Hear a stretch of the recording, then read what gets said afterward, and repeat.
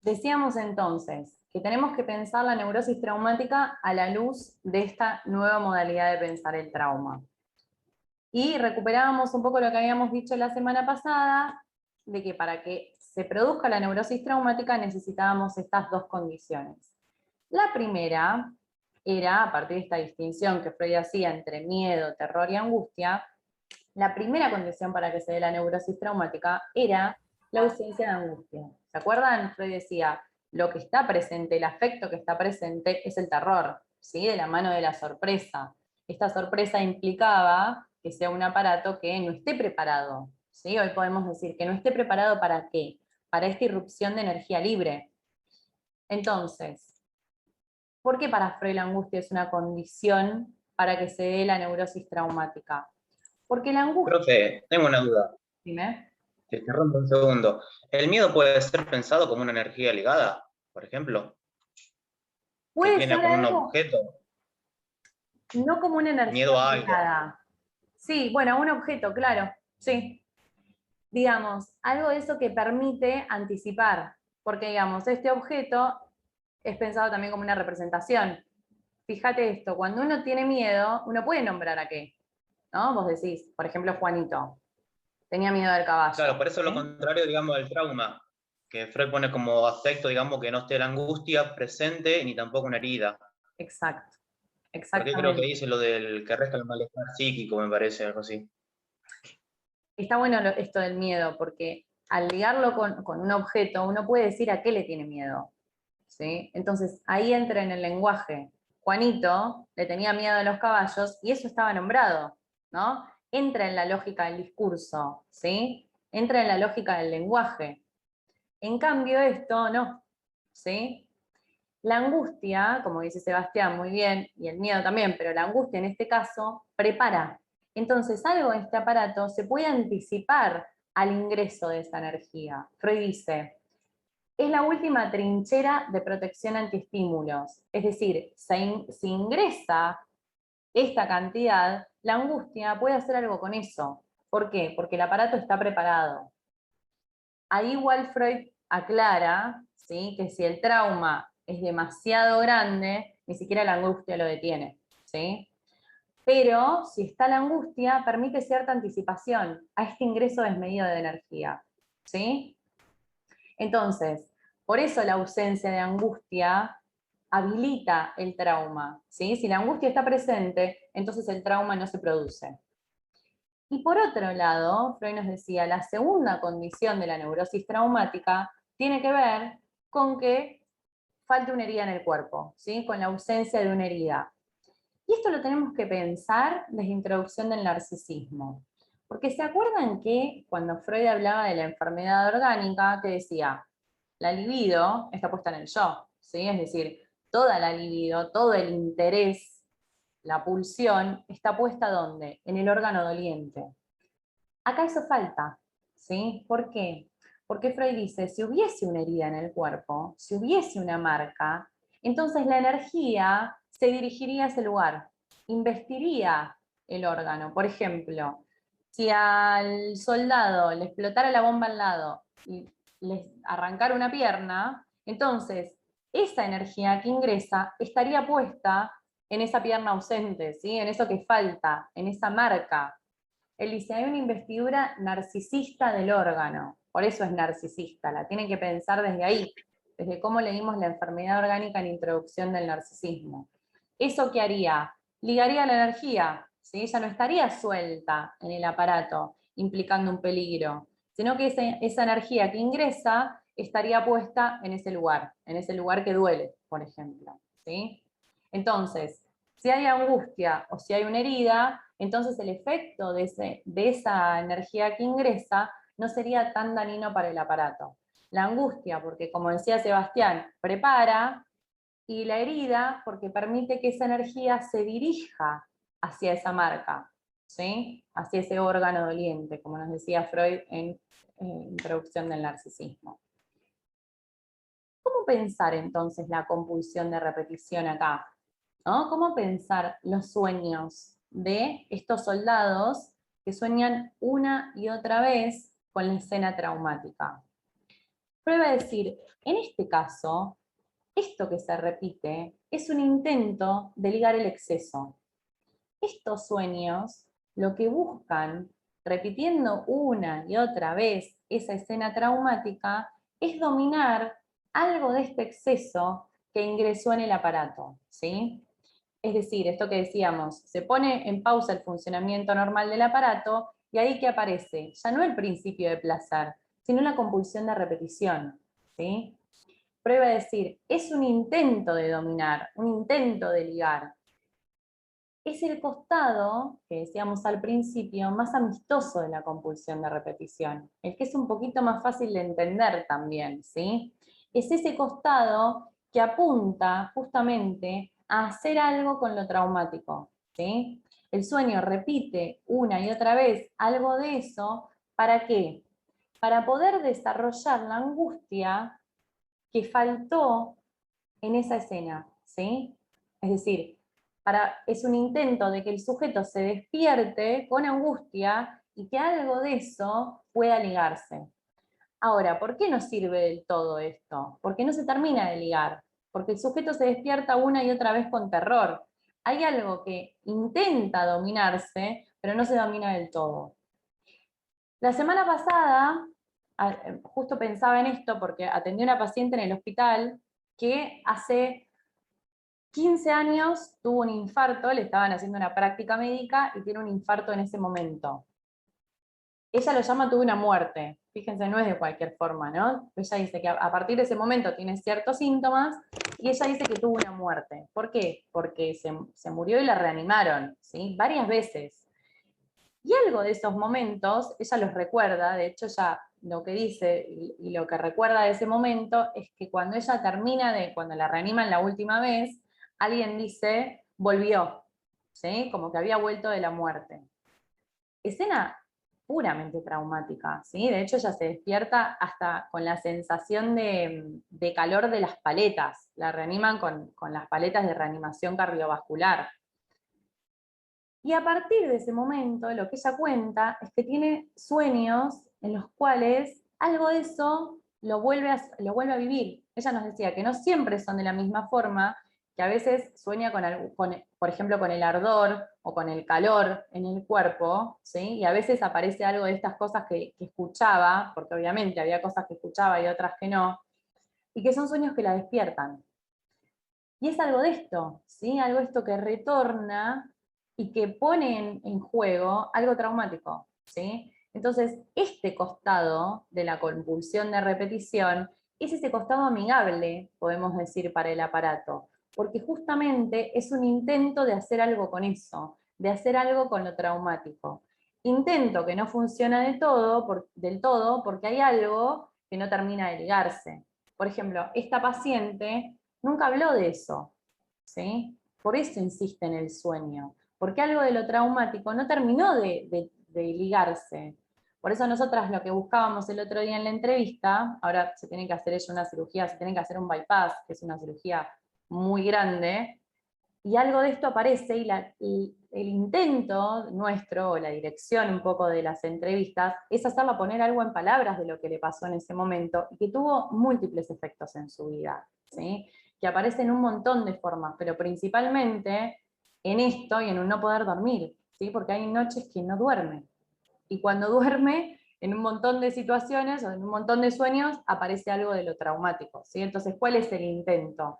Que esto termine de entrar en el campo representativo, haciéndole hablar sobre eso, es decir, poniendo en palabras algo de lo traumático, ¿sí? ¿Me siguen?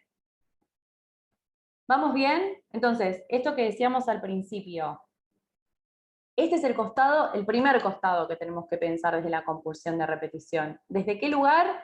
Desde esta idea, ¿sí? De algo que se repite para poder ligarse, para poder hacer con algo de ese exceso que ingresó al aparato y que no permitió su modo de funcionamiento normal bajo el imperio del principio de placer, ¿sí?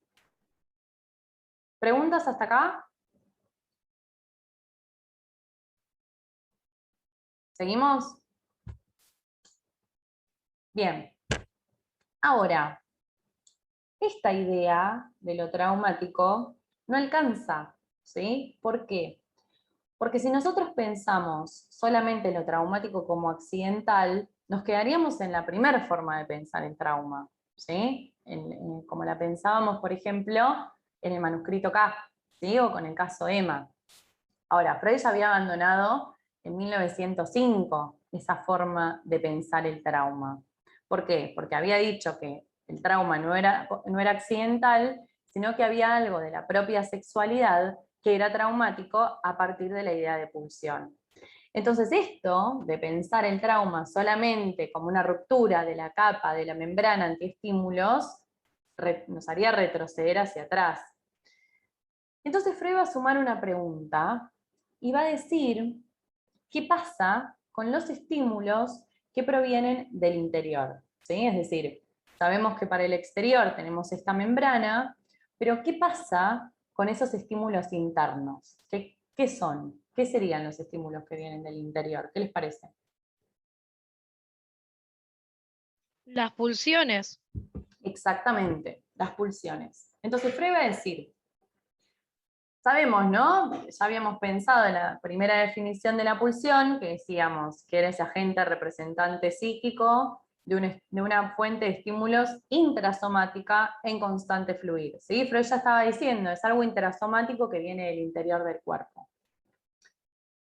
Ahora, esta definición no nos alcanza, ¿sí? Para pensar todo esto que está planteando Freud. Y va a plantear justamente que para las pulsiones, para los estímulos que vienen del interior del cuerpo, no hay capa protectora posible. Es decir, para la pulsión o ante la pulsión, no hay nada que nos proteja, ¿sí? Es decir, el aparato no tiene posibilidad de protegerse de la pulsión, ¿sí? Es decir, si pensamos en esa vesícula, para afuera tenemos esa capa protectora, pero para adentro no tenemos nada. Entonces, si pensamos en esta versión anterior de las pulsiones, no podemos responder a esto, ¿sí? De hecho, ya sabemos que en Introducción del Narcisismo y en 1914, algo de este primer dualismo empezaba a tambalear. ¿Se acuerdan? Que Freud agregaba toda esta cuestión de la libido yoica y la libido de objeto, como para poder acomodar algo de esto que se le venía complicando. Pero eso no alcanza, ¿sí? Para pensar esto que estamos diciendo ahora. Entonces Freud va a empezar a pensar la pulsión desde la idea, que estábamos planteando hace un ratito, de la diferencia entre energía libre y energía ligada. El segundo dualismo pulsional lo tienen que pensar desde ahí, ¿sí? En esta distinción de energía libre y energía ligada. ¿Qué nos va a decir Freud? Que las pulsiones siempre, todas, y esto es lo que más complica y más preguntan en los finales, todas las pulsiones van a ser energía libre, ¿sí? Todas. Ninguna se va a escapar de eso. Ahora, Freud va a hacer una distinción, más allá de que todas sean energía libre, hay algunas que va a ser posible ligarlas y otras que van a ser imposibles de dominar, que nunca van a ingresar en el campo de la representación, ¿sí? Esa es la distinción clave para entender pulsión de vida y pulsión de muerte, ¿sí? Ahora vamos a ir ahí, pero ¿cómo podemos pensar esto de la energía libre? ¿Por qué Freud nos dice que las pulsiones son energía libre? Si nosotros pensamos en la primera tópica, Freud en un momento, ¿se acuerdan que hacía una distinción entre proceso primario y proceso secundario? ¿Se acuerdan de eso? Hace un montón lo vimos. Pero Freud decía, el inconsciente tiene sus determinadas leyes y funciona bajo la lógica del proceso primario. En cambio, consciente y preconsciente funcionan con la lógica del proceso secundario. Esto implicaba que en el proceso primario la energía circulaba libremente, ¿sí? En cambio, en la conciencia y en el preconsciente, la energía estaba ligada a representaciones, ¿sí? Desde ahí lo tenemos que pensar. Las pulsiones son inconscientes, obedecen a la lógica del inconsciente. Entonces, obedecen a la lógica del proceso primario. Por eso son energía libre, ¿sí? ¿Me siguen con eso? Porque es complejo, pero lo tienen que pensar desde ahí. Si el inconsciente se regía bajo el funcionamiento del proceso primario, las pulsiones, al ser inconscientes, van a funcionar bajo la misma lógica del proceso primario. Es decir, van a ser energía libre. Todas las pulsiones, ¿sí? La pulsión en sí misma va a ser energía libre. Entonces, si nosotros decimos que para las pulsiones no hay capa protectora posible, no hay nada en el aparato que pueda defender de las pulsiones, entonces lo traumático, como ya lo veníamos pensando, va a ser inherente al aparato, ¿sí? Un poco en la lógica anterior, pero sumando un poco más de complejidad. ¿Por qué? Porque pulsión tenemos todos, tanto pulsión de vida como pulsión de muerte. Ahora vamos a ver las distinciones. Entonces, de lo traumático, pulsional, no se escapa nadie, ¿sí? Es universal. En ese sentido tenemos que pensar un poco la energía libre y la energía ligada del interior del aparato, que lo vamos a terminar de entender con el yo y el ello, ¿sí? Vamos a terminar de entenderlo un poco la semana que viene. Entonces, vamos a ver la distinción, ¿sí? En este segundo dualismo. Es lo más complejo, pero vamos a ver con qué nos quedamos. Si ustedes leen a la letra la descripción de Freud del segundo dualismo en el texto, es casi imposible de entender, es muy complejo. Van a ver que Freud empieza a hablar de las células germinales y se mete en cuestiones de la biología y de la muerte y de lo inorgánico. No se pierdan en eso, al menos no ahora, ¿sí? No en este momento. Lo que me importa es que ustedes puedan distinguir entre pulsión de vida y pulsión de muerte. No se pierdan tanto a la letra del texto, porque va a ser más complejo. Tratemos de hacer esta distinción y ver con qué partecitas del texto nos quedamos. Partimos entonces de pulsión como energía libre, ¿sí? Ahora, diferencia. La pulsión de muerte va a ser esa pulsión imposible de ligar. ¿Qué quiere decir eso? Va a ser la pulsión que nunca va a ingresar en el campo de la representación, ¿sí? Que no va a ser posible hacerla ingresar en el lenguaje. En cambio, la pulsión de vida va a ser energía libre, ¿sí? Al igual que la pulsión de muerte, pero es energía que es libre, pero que es posible de ligar, ¿sí? Es decir, es posible hacerla entrar en las leyes del lenguaje. Les voy a abrir un cuadrito, que lo tienen, pero lo vamos a trabajar juntos. Acá yo les hice una distinción, ¿sí? Entre las pulsiones de vida y las pulsiones de muerte, con algunas características que son las que más me importa que sepan. Yo acá les puse también el otro nombre que utiliza Freud en una de sus conferencias, que lo toma de la mitología griega, que es Eros y Tánatos, ¿sí? Para pensar la vida del lado de las pulsiones de vida y la muerte del lado de las pulsiones de muerte. Las pulsiones de muerte es una de las cuestiones que más controversia y más criticadas han sido en la obra de Freud, ¿sí? Después hay otros autores que le han dado una vuelta. Clínicamente, tanto la pulsión de vida como la pulsión de muerte son fundamentales. Fundamental para pensar la clínica. Ahora yo les voy a contar un pequeño recorte. ¿Qué va a decir Freud? Las pulsiones de muerte van a apuntar siempre a la repetición, ¿sí? Hay una parte donde Freud dice que buscan reconducir lo vivo al inorgánico, ¿sí? Y apunta también como a lo anterior a la vida, y dice que las pulsiones de muerte apuntan a la muerte. No significa que siempre la pulsión de muerte pueda provocar la muerte del sujeto, ¿sí? Aparte yo les decía que todos contamos con pulsión de muerte, si no sería imposible vivir. Ahora vamos a ver por qué o qué alivia el funcionamiento de la pulsión de muerte.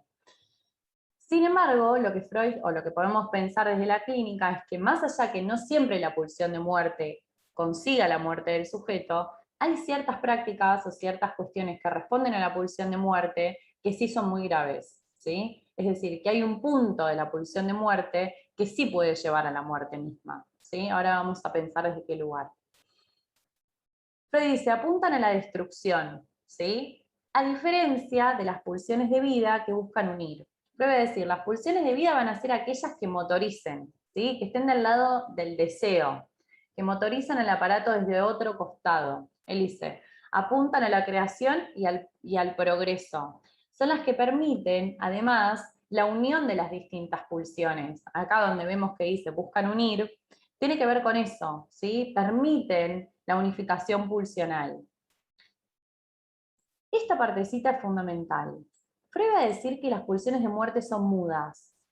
¿Cómo pensar la mudez pulsional? Que de hecho es re loco porque algo de esto yo se los decía la semana pasada, pero la pulsión de muerte, esta cuestión de que no ingresa en la representación, hace hasta difícil poder transmitir de qué se trata, ¿no? Si hay un punto que cuesta al final de la materia, es poder entender la pulsión de muerte, y de hecho si leemos el texto es bastante complejo de seguir, justamente por esta lógica, ¿sí? De que está por fuera de la representación, que está por fuera del lenguaje.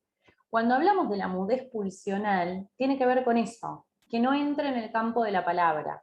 En cambio, la pulsión de vida sí, por eso Freud dice que es ruidosa, porque puede ponerse en palabras. Esto es lo que leíamos recién. La pulsión de muerte tiene que ver con energía no ligada, que está por fuera de la representación, y la pulsión de vida tiene que ver con la energía libre, pero que está dentro del marco representacional, que puede ser ligada. La pulsión de muerte es el retorno de lo igual, y acá ubicamos la compulsión de repetición, ¿sí? ¿Por qué?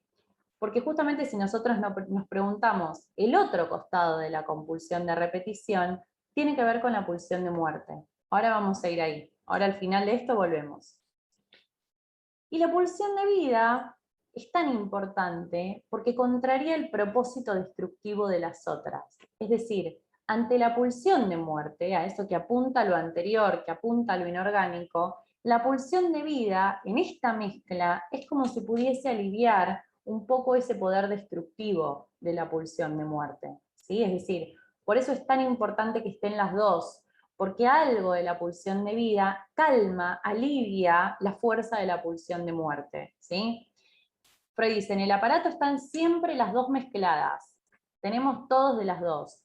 Ahora, si hay un gran aumento de la pulsión de muerte, eso es un problema, ¿sí? Porque la pulsión de vida no alcanza a aliviar algo de eso. Él nos va a decir que la pulsión de muerte se manifiesta en el odio, en el sadismo y en el masoquismo, en todo aquello que tenga que ver con la destrucción. Cuando está dirigida hacia afuera, va a tener que ver con la destrucción, y cuando está dirigida hacia adentro, va a tener que ver con este costado más sádico. Cuestión que vamos a darle una vueltita también con el yo y el ello. Y esto es muy importante.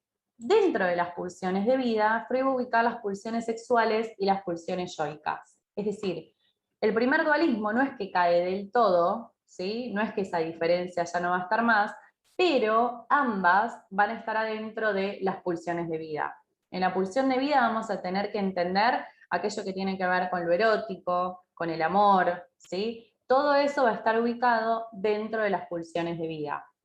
El conflicto que generaba el síntoma dentro de las pulsiones yoicas o entre las pulsiones yoicas y las pulsiones sexuales no es que deja de existir.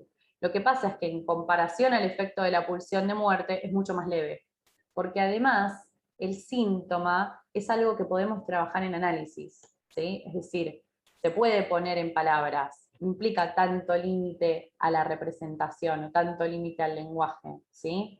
Es decir, ese conflicto no deja de existir, pero es un conflicto mucho menor al que existe entre la pulsión de vida y la pulsión de muerte, ¿sí? ¿Me siguen?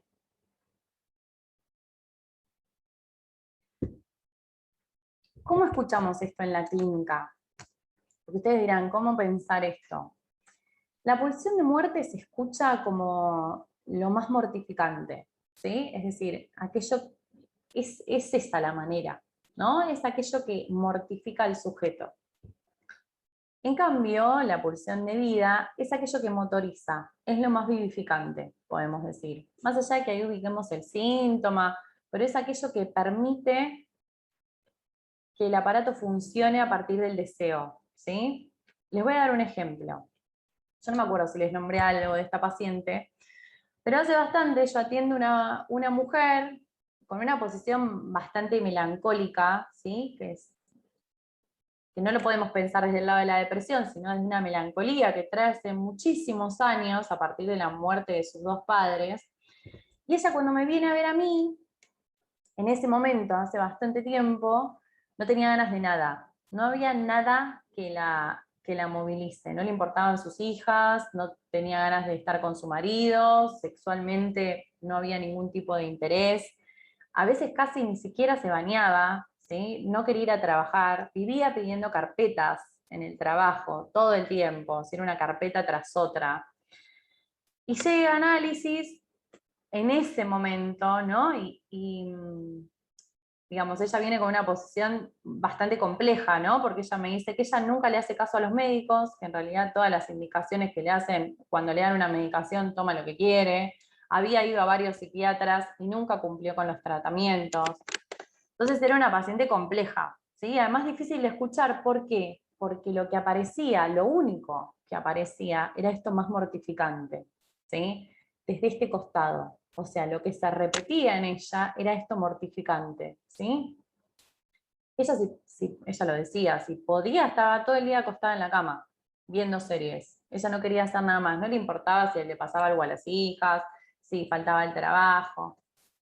Hasta que en un momento reaparece en su vida una ex pareja de cuando ella era chica, una ex pareja con la cual sus padres no la dejaron estar, y a partir de ese momento algo cambia, ¿sí? Cuando ella empieza a hablar de él, hasta en su manera de hablar de él, había sido un amor importante en su vida, ella empieza a arreglarse, empieza a maquillarse, se baña principalmente, había momentos que podía pasar días sin bañarse, empieza a estudiar, hace un curso de algo que a ella le gustaba mucho, que de hecho en un momento llega hasta recibirse, ¿sí? De profesora, y aparecen un montón de movimientos que alivian o calman un poco lo mortificante de la pulsión de muerte, ¿sí? Es decir, ¿cuál era la dirección un poco mía?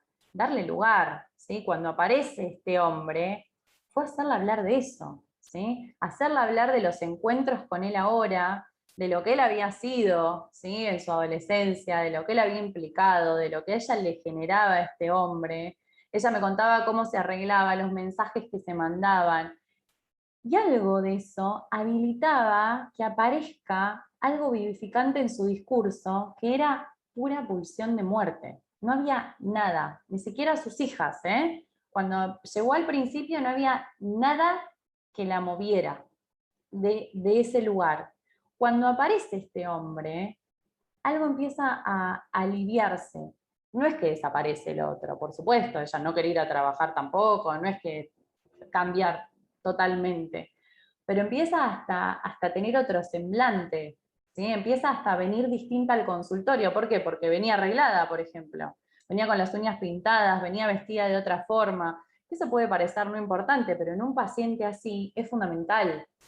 Algo de eso tenía que ver con la pulsión de vida, ¿sí? Con lo erótico, ¿sí? Aparecía algo de su cuerpo, de mostrárselo a él, de que él la vea arreglada, que impulsaba de otra forma, no desde este costado mortificante de la pulsión de muerte, sino desde otro lugar, ¿sí?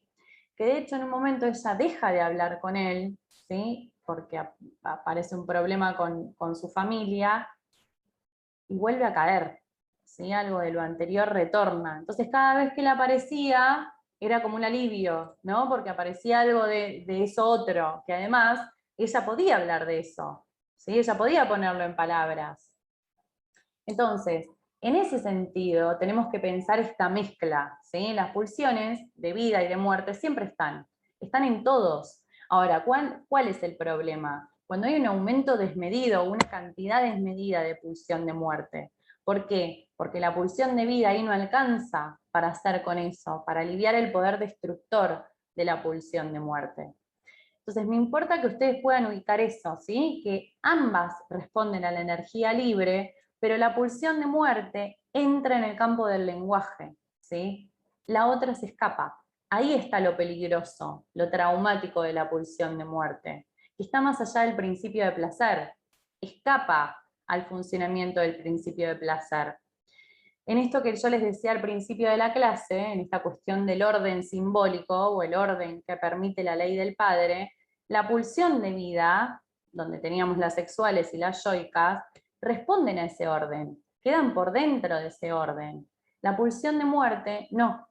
¿Por qué? Porque escapa toda ley, escapa toda representación.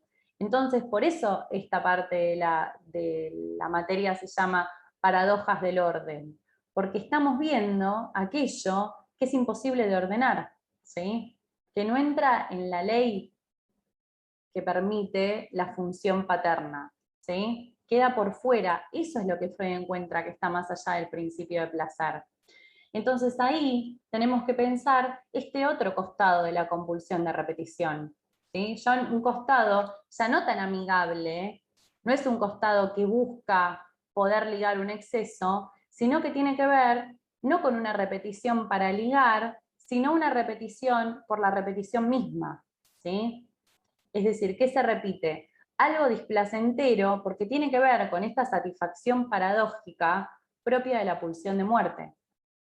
Porque no es que la pulsión de muerte no se satisface, pero se satisface de esta forma paradójica, se satisface en el sufrimiento.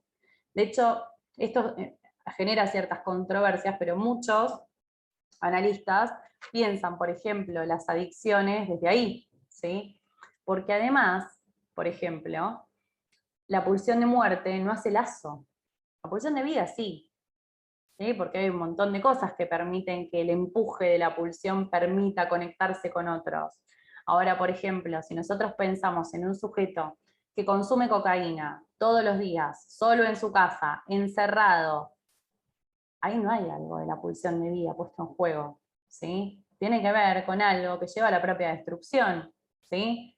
¿Por qué? Porque ni siquiera hace lazo con un otro.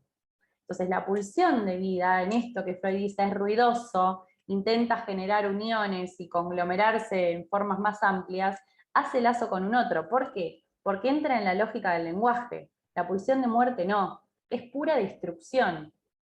¿Sí? ¿Me siguen? ¿Pueden enganchar un poco de qué se trata? Pero lo tienen que pensar así, clínicamente se escucha de esa forma. Por ejemplo, el año pasado, atravesados por la pandemia, que podemos decir que estábamos atravesados un poco por la muerte, ¿no? Digamos, veíamos la tele y ¿qué veíamos? El número de muertos. O las escenas que mostraban en la televisión tenían que ver con la gente que se estaba muriendo en el mundo. Y a veces era difícil escuchar lo vivificante en los pacientes. Y por ahí aparecían algunos que, ante todo eso, atendía a una mujer, una señora grande que hacía meses que no salía, y me decía, por ejemplo, que ella la forma que había encontrado era jugar online con las amigas a un juego de cartas, ¿no? Entonces, eso era más algo que tenía que ver con lo vivificante, que ante todo ese escenario permitía algo de alivio. En cambio, había otras personas que eso no estaba, ¿sí? Entonces generaba otro efecto. Esto que Freud plantea, esta clasificación, no era el truco, jugaba la canasta. Esta modificación del segundo dualismo pulsional implica no solo una modificación teórica, sino una modificación al método, ¿sí? Ya no podemos pensar de la misma forma en lugar del analista. ¿Por qué? Porque hay algo del método de interpretación, ¿sí? ¿Se acuerdan que Freud decía? El paciente asocia, ¿no? Libremente, y el analista interpreta. Hay algo que se escapa de la posibilidad de interpretación. ¿Por qué? Porque se escapa el lenguaje. Es decir, hay un punto que queda por fuera de lo que se puede poner en palabras, ¿sí? Hay algo de exceso, hay algo de límite en relación a la interpretación. Eso es lo que está marcando Freud acá. Entonces no va a ser solamente un cambio teórico, sino que va a implicar modificaciones a nivel de la clínica, ¿sí? Un límite al método de interpretación. ¿Por qué? Porque el método de interpretación se enmarca en el principio de placer. Pero esto queda por fuera. El límite del principio de placer está en lo imposible de ligar, ¿sí? Está ahí, justo puesto, digamos, no es que no rija, sino que tiene su límite en aquello que no puede ser puesto en palabras, ¿sí? En aquello que no tiene representación. ¿Me siguieron? ¿Cuál es la relación entonces entre la compulsión de repetición y la pulsión de muerte? Que es como un representante clínico, como un referente clínico de la pulsión de muerte, ¿sí? La compulsión de repetición es una forma de encontrarse clínicamente con la pulsión de muerte. Ahora, la segunda cara, ¿sí? No esa primera que veíamos, que era un intento de dominar el exceso, sino una más compleja, ¿sí? Es una repetición que tiene que ver con una repetición por sí misma, no como un intento de, sino una repetición que apunta o que se enmarca en la pulsión de muerte, ¿sí? Entonces, tienen que ubicar esas dos caras. La primera cara de la compulsión de repetición, pensándola desde los sueños traumáticos, y esta segunda en el marco del segundo dualismo pulsional. Esta segunda cara de la compulsión de repetición es más compleja, ¿sí? Es más peligrosa que la primera. La primera tiene un costado beneficioso, esta no, ¿sí? Bueno, ¿me siguieron? ¿Dudas? Nos quedan 2 minutos. Hablé un montón, así que hablen ustedes ahora. Les toca. ¿Les queda alguna pregunta? Profe, Sí. vos habías dicho que era necesaria la pulsión de muerte. Ujú. ¿Por qué? Freud no lo deja del todo en claro, pero es necesario que estén las dos. Freud en todo momento dice que tienen que estar las dos y como si se acomodaran los efectos, ¿no? Pero siempre tiene que estar más la pulsión de vida, es decir, tiene que haber mayor cantidad de pulsión de vida. ¿Por qué? Porque es la que contrarresta el efecto de las otras. Porque además, tenemos que ubicar que las pulsiones de vida también generan un conflicto para el aparato, ¿eh? O sea, en ese conflicto entre la pulsión yoica y la pulsión sexual hay cierto conflicto, de hecho de ahí se desprenden los síntomas. No es que la pulsión de vida siempre funciona perfecta para el aparato, alivia un poco a las otras, pero sin embargo implican también un conflicto, ¿sí? Porque además no dejan de ser energía libre, pero posible de estar ligada, ¿sí? Por eso Freud dice, igual la semana que viene, cuando veamos el super yo y el ello, vamos a poder pensar un poco más y vamos a poder responder un poco más esto. Cuando Freud habla de la desmezcla pulsional y cómo se conforma algo de del segundo dualismo, ahí lo vamos a entender un poco más. Desde el super yo y desde el ello lo vamos a responder un poco más eso. Porque tenemos que ver bien de dónde sale la pulsión de muerte y dónde lo ubicamos en el aparato. Y ahí va a quedar un poco más claro. Bueno, ¿me pudieron seguir? Sé que no es fácil. Vuelvan a leer el texto en lo posible y lean el yo y el ello a la luz de esto que pensamos, ¿sí? A la luz de dónde ubicar este segundo dualismo pulsional. Este segundo dualismo en el primer aparato y en la primera tópica no entra. Tenemos que ofrecer una nueva. Y ahí lo vamos a encontrar.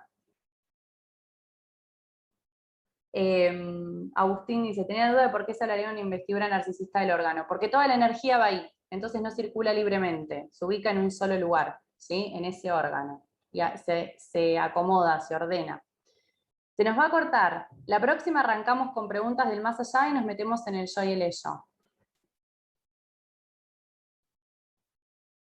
Sí, lo puedo subir, obvio. Lean el yo y el ello.